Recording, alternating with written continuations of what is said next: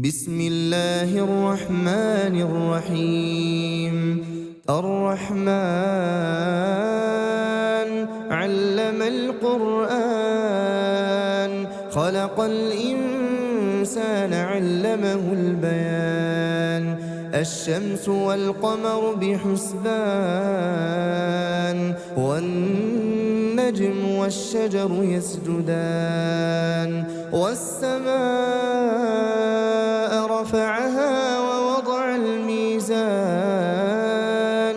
ألا تطغوا في الميزان، وأقيموا الوزن بالقسط ولا تخسروا الميزان. والأرض وضعها للأنام، فيها فاكهة والنخل ذات الأكمام، والحب ذو العصف والريحان. فبأي آلاء ربكما تكذبان؟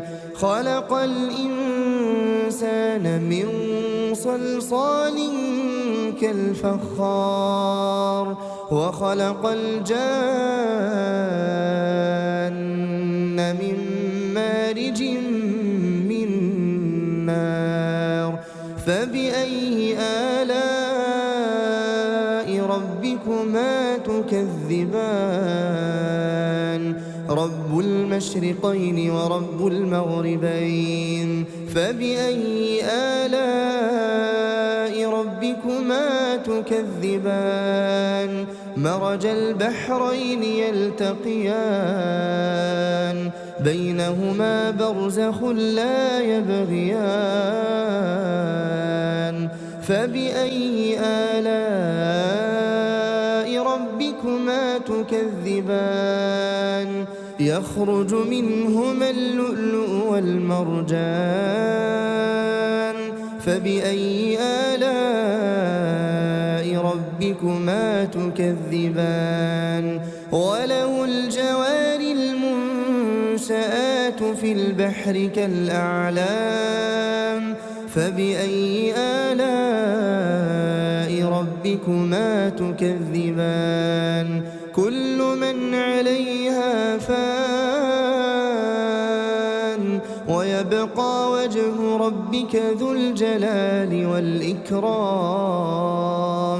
فبأي آلاء ربكما تكذبان؟ يسأله من في السماوات والأرض كل يوم هو في شأن. فبأي آلاء ربكما تكذبان؟ سنفرغ لكم أيها الثقلان. فبأي آلاء ربكما تكذبان؟ يا معشر الجن والإنس إن استطعتم أن تنفذوا من أقطار السماوات والأرض فانفذوا، لا تنفذون إلا بسلطان. فبأي آلاء ربكما تكذبان؟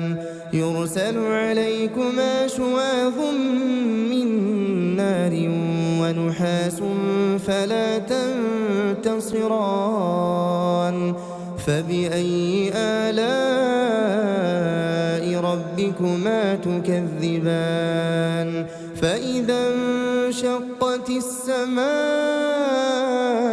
فكانت وردة كالدهان. فبأي آلاء ربكما تكذبان؟ فيومئذ لا يسأل عن